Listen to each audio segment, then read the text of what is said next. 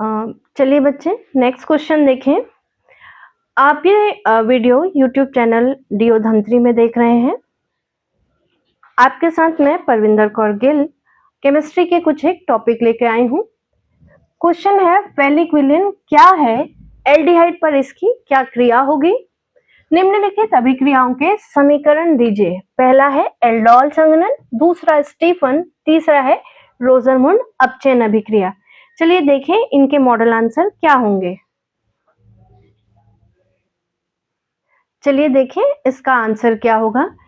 फेलिक villain, इससे आप भली भांति परिचित होंगे। जब भी आपने लैब में एल्डिहाइड और कीटोन का परीक्षण किया है तो फेलिक विलेन का उपयोग किया है। तो आप जानते हैं कि फेलिक विलेन दो विलेन का समानुपातिक मिश्रण होता है। आपने देखा है लैब में ये दोनों अलग अलग रहते हैं।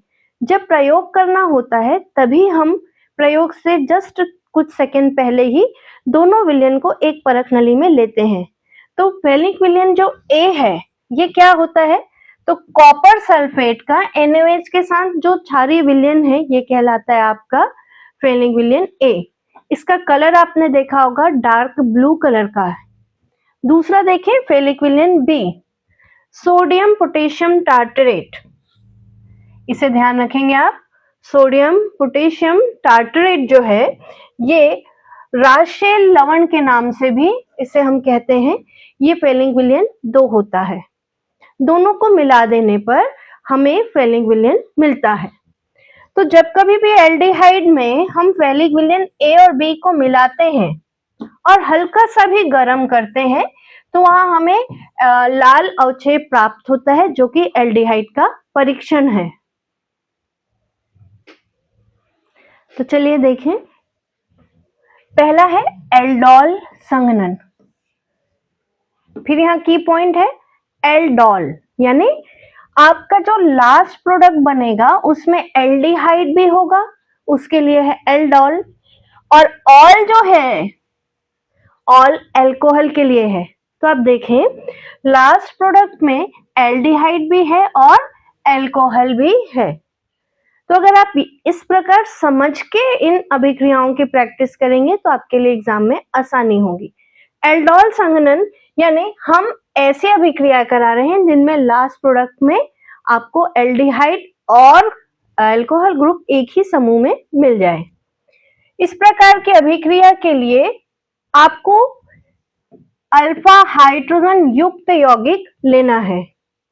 इससे पहले हमने देखा था अल्फा हाइड्रोजन विहीन यौगिक और अब लेना है अल्फा हाइड्रोजन युक्त यौगिक। तो दोनों अभिक्रिया जो कैनिजारो अभिक्रिया है एल्डोल, दोनों को आप एक दूसरे के बाजू में लिख के याद रख सकते हैं कि एक में आपको अल्फा हाइड्रोजन विहीन में लेना है कैनिजारो और दूसरे में कंपलसरी है कि वहां अल्फा हाइड्रोजन उपस्थित हो। तो देखें आप एल्डिहाइड के अगेन 2 अणु लेंगे। वहां भी हमने 2 अणु लिया था, एक का ऑक्सीकरण और एक का अपचयन हुआ था।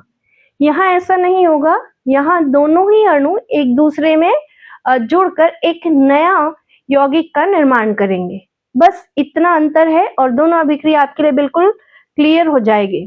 तो आपने 2 अणु एल्डिहाइड के लिए NaOH की उपस्थिति में दोनों अणु एक दूसरे में एकत्रित हो गए। चलिए इसे समझें।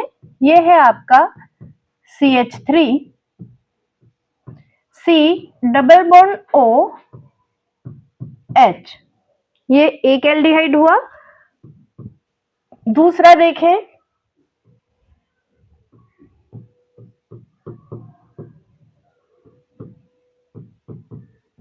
CH3 CHO।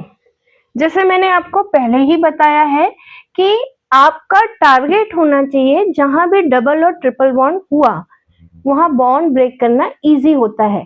तो यहाँ देखें डबल बॉन्ड है, इसमें एक सिग्मा और एक पाई बॉन्ड है, यही ब्रेक होगा और ये जो हाइड्रोजन है शिफ्ट होकर यहाँ अटैच हो जाएगा।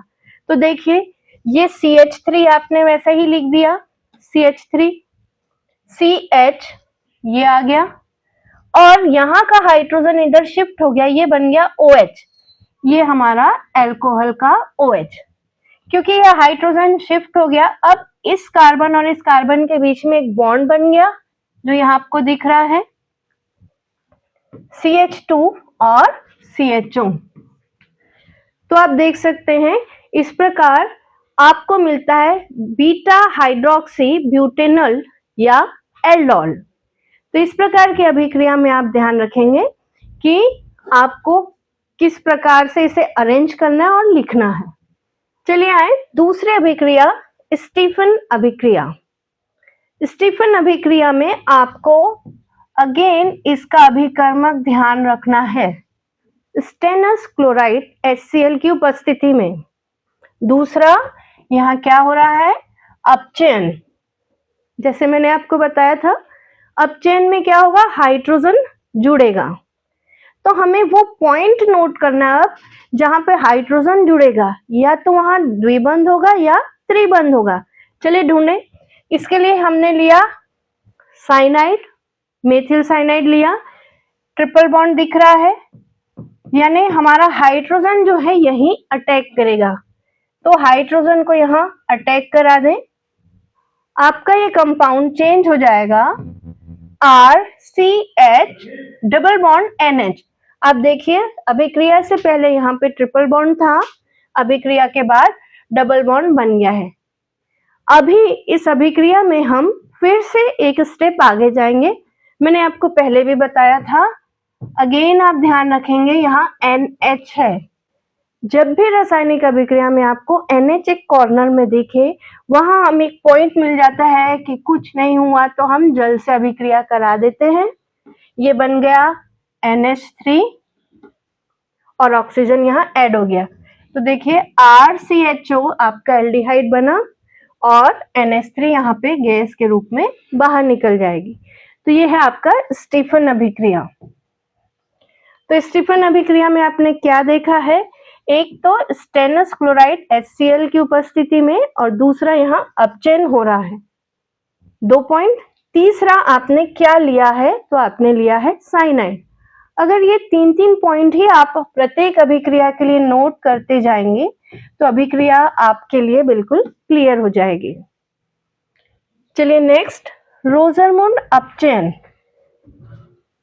रोजरमुंड अपचयन में अगेन बहुत इंपॉर्टेंट है लेड और बेरियम सल्फेट। आप ध्यान देंगे कि यहां से ही 1 नंबर का प्रश्न भी पूछ सकता है कि लेड और बेरियम सल्फेट का रोजरमुंड अभिक्रिया में क्या उपयोग है। ध्यान देंगे आंसर में रहेगा कि ये एक उत्प्रेरक विष है। हाँ बच्चों, ये है उत्प्रेरक विष। आज तक हमने पढ़ा है कि उत्प्रेरक रासायनिक अभिक्रिया की दर को बढ़ाता है, परंतु कुछ ऐसे उत्प्रेरक भी होते हैं जो रासायनिक अभिक्रिया की दर को बढ़ने नहीं देते। उनमें से एक है जो आपके पूरे सिलेबस में एक ही आप पढ़ रहे हैं, इसलिए याद करना आसान होगा। क्या लिया आपने, लेड और बेरियम सल्फेट। तो रोजरमुंड से आप इसको रिलेट कर लेना कि रोजरमुंड है तो आपके दिमाग में बिल्कुल क्लियर होना चाहिए कि वहां पे लेड और बेरियम सल्फेट होगा। अब दूसरा पार्ट देखिए क्या बोल रहा है, अपचयन।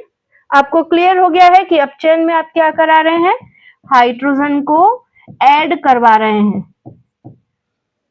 हर अभिक्रिया में आपको अगेन की पॉइंट मिल गया होगा, यहाँ एक सिग्मा और एक पाई बॉन्ड है। क्लियर है कि यहाँ पे हाइड्रोजन ऐड होगा और ये आपका एल्डिहाइड बन गया, HCl यहाँ से बाहर निकल जाएगा।